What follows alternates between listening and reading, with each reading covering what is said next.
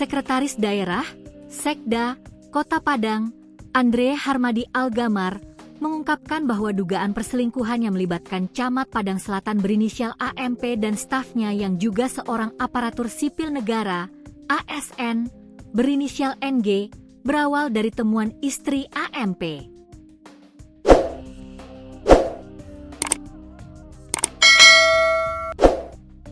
Istri AMP yang baru tiba dari kampung mendapati keduanya sedang berada di dalam rumah pribadinya di kawasan Tanjung Saba, Kecamatan Lubuk Begalung, Kota Padang.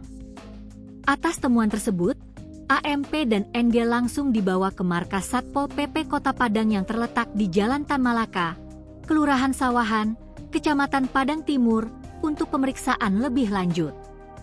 Diketahui pertama kali oleh istrinya.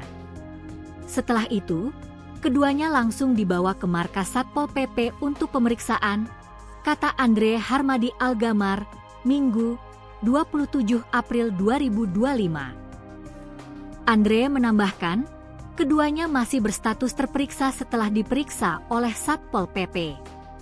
Mereka sudah dilakukan BAP awal oleh Satpol PP karena ada indikasi mengganggu ketertiban umum, jelasnya.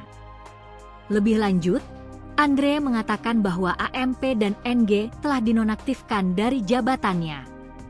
Mulai hari ini, keduanya dinonaktifkan dari tugasnya.